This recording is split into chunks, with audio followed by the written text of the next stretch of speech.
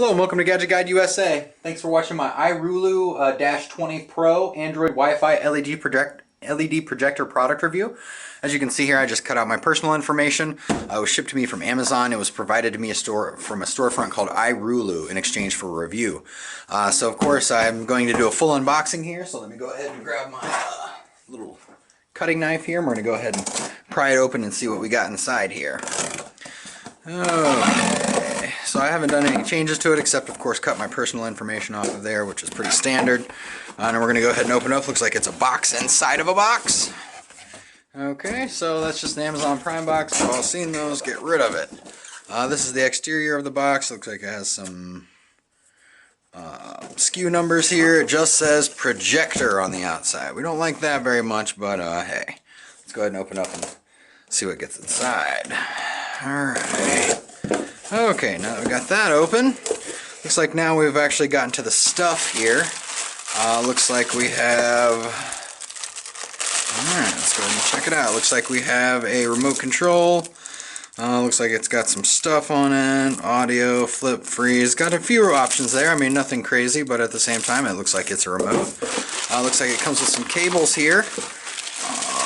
So this looks like your standard RCA cable group. Probably won't need those, but glad they come with it. It comes with some screws. We'll figure out what those are for. Some fuses. Okay. Oh, looks like some kind of dust cloth.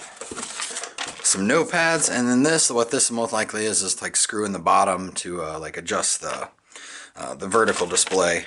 And where you'd like it. It says no, so this is just a warranty card, and then this is the user's manual. So of course, as we get into the more in-depth product review, we're going to go what all that stuff is about and what it's for. It's very well wrapped, just some of these styrofoam end pieces. And let's go ahead and get this baby open.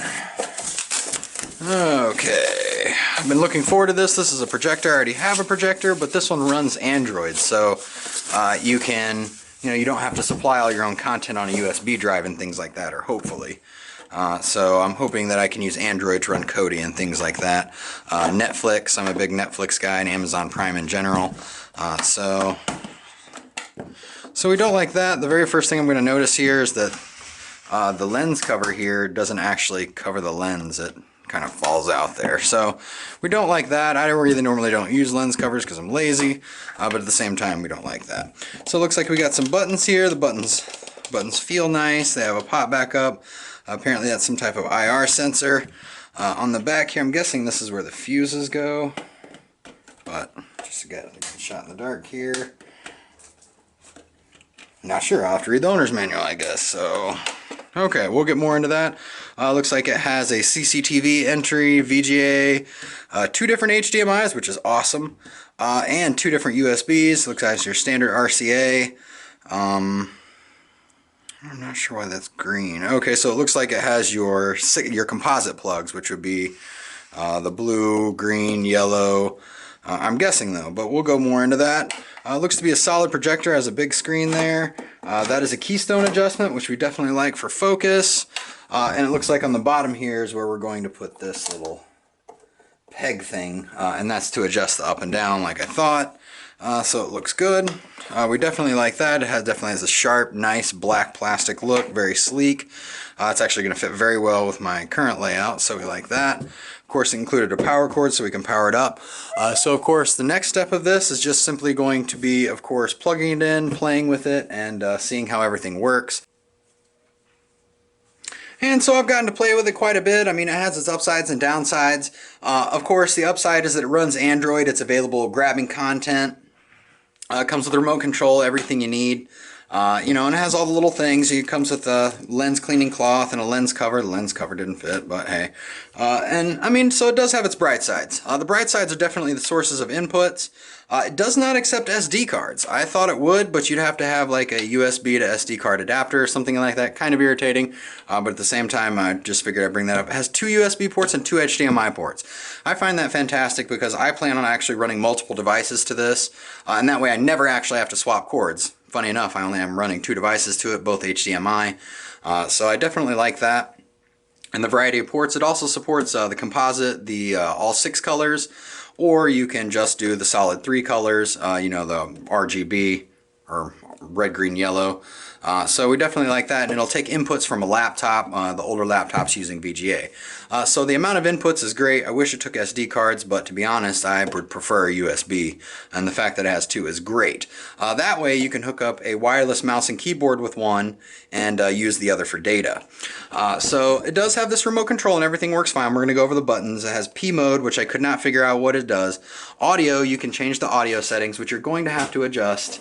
Or at least I did. I like the user settings and turn the treble all the way up, but it did work fine. Flip is actually pretty neat. It has 4 different flip modes. So if it's flip, you push flip once, it goes upside down. Then you flip again, it goes this way. Then you flip again, it goes that way. There's 4 different modes, and that makes it so you can actually mount the projector here and display towards the screen that you're watching. You can also display it towards the screen and watch on the other side, like some old school movie theaters used to do. And you can do it upside down the same way. So we definitely like that flexibility. It's not something I'm going to use. I'm going to project it directly against this flat white wall in my backyard for barbecues, or hopefully my friends' barbecues, whatever else. But it does have the flip option, and freeze, it'll just freeze whatever's on screen.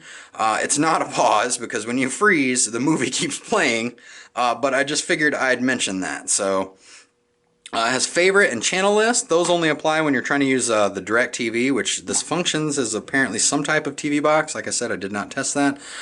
Zoom is pretty self-explanatory. It has up to 10 times zoom out, so you can make the screen smaller and bigger. We definitely like that. I'm never going to use it, but hey, it's there. And 16 by 9, 4 by 3, so you can switch back and forth between modes. FF and FB, I could not figure out what it did. I figured it was fast forward and fast back. However, that did not respond. I simply used these keys. And then previous and next work on the internet. However, I didn't see them work on Android. Then of course, play, pause, stop, pretty self-explanatory. Repeat is when you're listening to music. You can plug, you know, when you're watching Android and listening to Android, you can actually put it on repeat A, repeat AB, so you can either repeat just that song you're listening to or repeat the whole album, whatever your choice is. And of course, this is the clock. That's to set the clock, see the clock, and things like that. We have these 4 buttons surrounding the action buttons. Well, which source? That's what you're going to use to switch between HDMI 1, HDMI 2, and Android. Menu is going to bring up menus. It does all kinds of things. You can adjust the sound, the audio, and the color scheme. So if it's too red, you can lower the red. The info button actually just popped up a pane which shows you, like when I clicked info and I was on Android, it would show Android 720p. If I was on HDMI, it would show HDMI. So it's more like a status button. Volume up and down is pretty self-explanatory, as is the channel. I didn't use the channel up and down because I didn't use the TV function. But hey, it's there. And then of course the numbers are pretty self-explanatory. One thing I'm going to recommend is when you get this is buy a wireless mouse and keyboard, or hopefully you have one. It plugs right in through USB and it works. On the Android, there's lots of things that you're going to want to do. You're going to want to sign into your Netflix. You're going to want to download things. You're going to want to Google things. And that makes it so much easier if you have a keyboard. In addition, like when you start KODI, there's going to be things that pop up. It's called an interactive menu. So what you're trying to do, it has a little thing at the top that says slide down to see the tips. So in order to get rid of those tips, you absolutely have to have a mouse. There's no way you can get rid of those tip Android screens just using the remote, because it doesn't actually have a mouse. So the very first thing you're going to want to do, you're going to want to get a wireless keyboard and mouse, or maybe even an Air mouse. Like I have the A2 wireless mouse, not here, but it's essentially has a keyboard on one side and a little touchpad on the other. That's definitely something you're going to want to pick up so you can maximize the use of this device. Alright, and this is actually a live demonstration of the projector, which is projecting in 840 by 480, which is a step above standard definition. The speaker you are hearing playing is the internal speaker from the I-RULU 20 Pro. Overall, it's a pretty sharp screen. It's definitely 840 by 480, but you can see there's quite a bit of life in that. If you'll notice that it's slightly angled a little bit, I believe that's because my camera has to come in from a side angle. I have to project from the dead center, of course, and I have to take a camera picture from a side angle, and I couldn't get it perfect. You can adjust focus and things like that using the keystone. Of course, I'm going to throw it out of focus now. You know, of course we like that. We always like the flexibility. Overall, it's a sharp screen. The internal speaker, I mean, it isn't mind-blowing like all other projectors. If you really want kicking bass and you're going to do a lot of music playing, you're going to want an external speaker. Right now I'm playing through the Android app. Okay, so I have it running here. This is running off the Android app. We're going to go ahead and exit out of this. We don't need to do any of that. So basically this is your standard Android screen. You have a choice. You can click the source button on this remote control I'm using here. I'm doing it in the dark, so of course you have the ATV, the AV, which is red, green, blue. You have Y, PB, PR, which is your composite cables. You can hook it up through PC RGB, which is also called VGA. And then it has two HDMI's, which I've already showed you, and then of course the Android app. If you want to play movies and things like that, you're going to have to go through the Android app. But if you have some type of video input, like you're wanting to project off of a laptop, you want to project off your PC, whatever, whatever it is that your inputs, then you can of course choose that. It is of note that it does have TV, CCTV input, so if you wanted to connect it like to an amplified digital antenna, it will actually operate like a TV. There's buttons here where you click DTV, and it actually tries to pull up channels, and you can change the channel and things like that. I'm not going to lie, I did not play with that at all. I didn't really see it as an important option. However, it does seem to work, but I did not actually test it with a digital input. I just didn't have anything capable of testing it. So I'm just going to have to assume that it does in fact work. We're going to go back to Android now. With this is actually your Android screen. Of course, if you are familiar with Android, you're going to understand right away that this is not like a stock Android. This is a custom Android. When you go to My Apps, it has quite a few apps. It has this app installer, and I installed both the Play Store and of course KODI. I installed. It did not come with it. All these other apps did though. I haven't played with them a lot. Miracast works fine if you want to use Miracast to cast what's happening on your phone. Definitely to or directly to the projector. It works. The projector connects to Wi-Fi simply, so it's actually a pretty simple device, and we definitely like that. KODI worked fine. I was able to install the Genesis add-on, the Fusion add-on. I was able to add on a bunch of add-ons. I only do the add-ons one at a time to make sure if there's any errors that it's the fault of the specific add-on. But I got Genesis working fine. So we definitely like that. I don't support piracy, and I actually don't use Genesis myself, but it's a big thing a lot of my fans ask about. So I always make sure that any Android device, especially projectors, which there's a lot of cord cutters out there, just make sure Genesis works. However, I really don't like piracy that much. I feel like it kills content of the future. So we're just going to go ahead and exit out of that. KODI works fine. I loaded up 15.1 the first time, and then I uninstalled that, and I loaded KODI 16.1, which is the most recent version. Everything worked like a charm.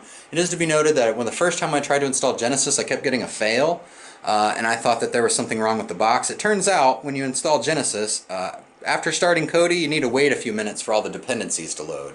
It's just not something I was ever aware of before.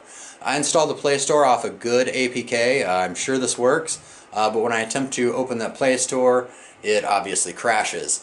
It most likely doesn't have the other dependencies. So it can run Play Store apps without problems. However, you're going to have to download it using a PC in which you can connect to a Play Store. I was wondering what that music was from. It's actually from my phone, so sorry about that.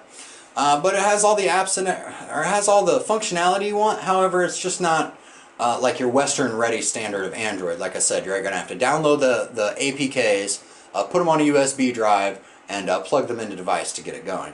Not that big of a deal, but hey, it is something to complain about, and I'm always looking to something to whine about. But overall, I mean, the resolution looks good. If you'll notice, a little bit in the corners, the wording does get a little bit blurry, especially in the corners. This is clear right now, and that's not, I can adjust it, but the problem is that I use a flat piece of paper, and it's very wavy here. So it causes some of them to be in and out of focus. If you're projecting this onto a flat wall, you should have a more even focus, even though you'll still have a small amount of unfocus in the corner if you're trying to read text. So at the end of the day, this projector is going to be really good for watching movies, playing simple games on Android. You want to play your Angry Birds, it's great. However, if you're wanting a business class projector where it's really text heavy and you need really accurate and you can't do it and you need to be able to operate the projector in a lightened room, this is probably not the projector for you. This projector is great for home use. It's great to watch movies on, which you've already seen. It's great to use KODI and a lot of things, simple gaming. But just remember, this is a home style projector. Overall, pretty solid device, and it's something you're definitely going to enjoy at home. So it comes with all the cords you need, all the buttons are nice, Android 4.4 works. It's unfortunate that the Google Play Store will not work with this device, so it